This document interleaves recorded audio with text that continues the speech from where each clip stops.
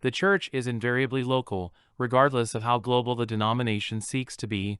Works of faith are done face to face, and there is no changing that. The crime of the state in circumventing the church and taking over much of the work that was done through the church was that it is impossible for the state to act locally.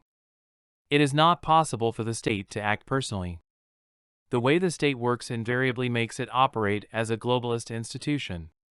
Most people do not see this conflict, let alone how deep and divisive it is, and so to some degree support the state and its social justice function. Most Christians participate in elections. This marks you as a globalist. Of course, most persons do not think they have any other option than to vote, and indeed that it is irresponsible not to vote. If one does not vote for the marginal Christian, quite likely one will get the overt atheist. All of this is quite true, and participation in the electoral process does adhere to Romans 13. 1-8, let every soul be subject unto the higher powers. For there is no power but of God, the powers that be are ordained of God. Whosoever therefore resisteth the power, resisteth the ordinance of God, and they that resist shall receive to themselves damnation. For rulers are not a terror to good works, but to the evil. Wilt thou then not be afraid of the power? Do that which is good, and thou shalt have praise of the same, for he is the minister of God to thee for good. But if thou do that which is evil, be afraid, for he beareth not the sword in vain, for he is the minister of God, a revenger to execute wrath upon him that doeth evil. Wherefore ye must needs be subject, not only for wrath, but also for conscience sake. For this cause pay ye tribute also, for they are God's ministers, attending continually upon this very thing. Render therefore to all their dues, tribute to whom tribute is due, custom to whom custom, fear to whom fear, honor to whom honor. Owe no man anything, but to love one another, for he that loveth another hath fulfilled the law. The command is to submit to the governing authorities. To further support the commandment, we are told that those who rebel against authority rebel against what God has instituted, and those who do so will bring judgment on themselves. Fair enough. If you are under a colonizer, then obey him and do not rebel against him, because in fact rebellion and the exercise of force is a sin of the flesh, and a tactic of oppressors.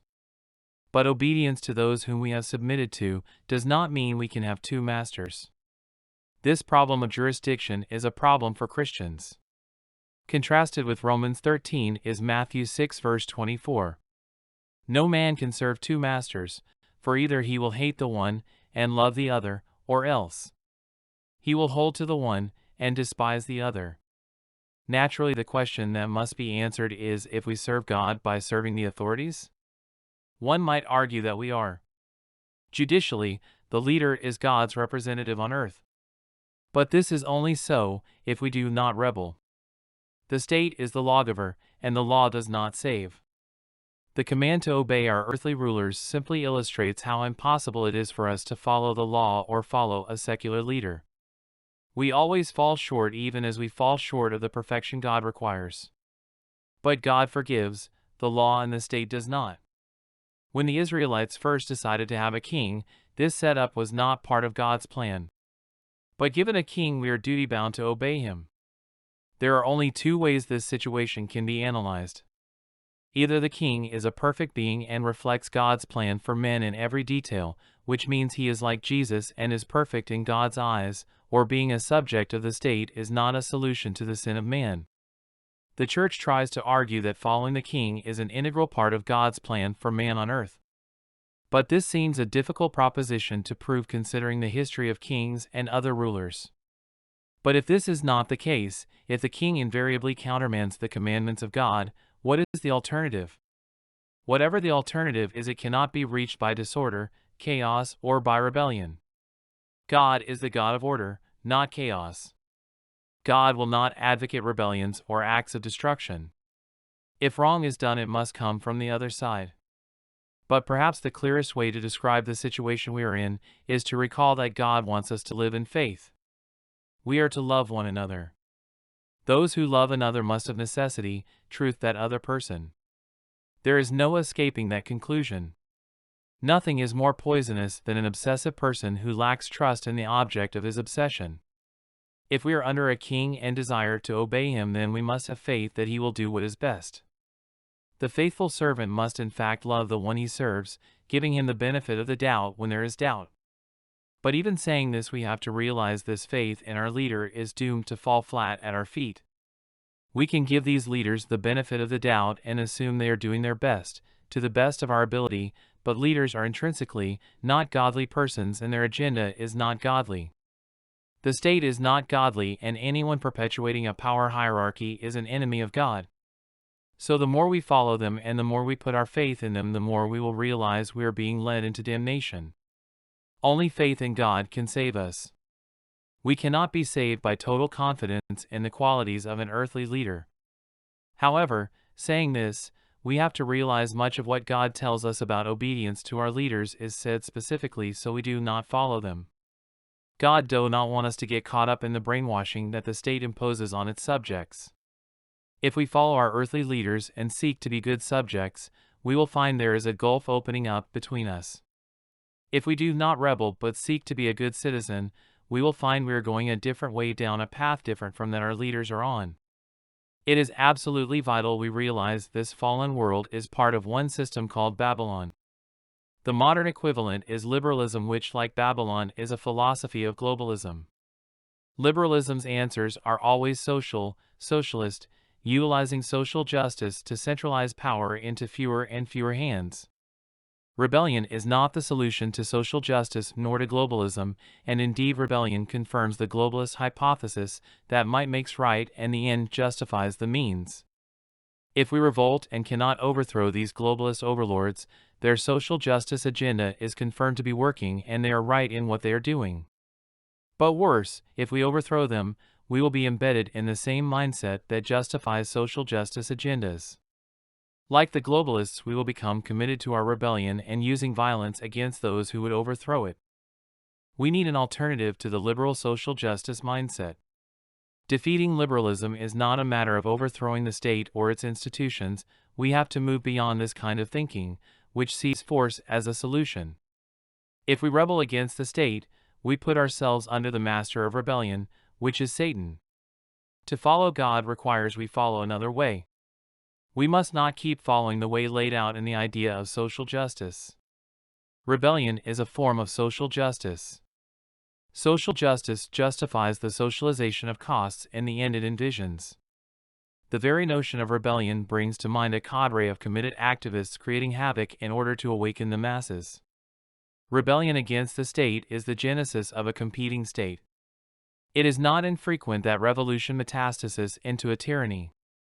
The populist hero of today transforms into the autocrat of tomorrow, who then becomes the target of a new generation of rebels. This is not God's way, and those who rebel against the state do not have God as their master. The rebel is simply doing social justice a different way than what is being done by the state. The state and its social justice agenda push the state towards globalism. Social justice warriors look for victims of injustice and seek resources to alleviate that injustice. Environmentalism is the perfect social justice movement. Those who are impacted by pollution or environmental devastation are victims of industrialization and deserve recompensating for the harm they have experienced. Meanwhile, the undeveloped world continues to develop and spew pollutants into the air, water, and soil. But the undeveloped world pollutes as victims, not as aggressors and colonialists. But, since the Western world already went through its industrial phase, Westerners have no moral right to hinder the rest of the world from going through this same stage. But then we are faced with the prospect of the smallest group, having the most advanced economies, trying to find ways of reducing their carbon footprint. But anything the West does has a minimal impact on the planet. Westerners restrict the use of single-use plastics and send ships out to clean the oceans of floating debris, while third world nations dump their garbage into rivers that feed directly into the ocean. Our efforts at social justice have made us foils and dupes of every kind of social justice scam. We are prey to every con on the planet.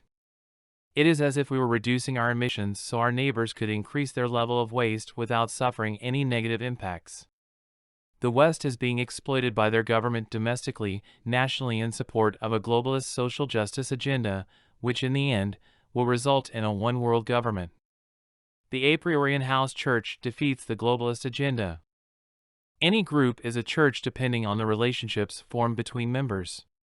What can be debated is the level of faith manifested in the relationships of its members. It is the faith of the people that ultimately defeats globalism and its social agenda. For too long, people have been led to believe there is such a thing as a human race. The human race is the race of those who live in the flesh. Those of the Spirit resemble those who live in the flesh, but we have been born a new being. We live in the Spirit. We live in faith. It is not the physical form of the group that has to change to create an a priori house church, AHC, or trust. It is the faith of its members. If we do not trust one another, we fear one another, and if we fear one another, we will look for an agency to allay our fears, and we will look for an agency to give us justice, social justice. We cannot claim to have faith in God if we cannot trust those whom we call our neighbor. Believers must come together in faith. Please visit the A Priorian website for further information and access more of our videos and podcasts.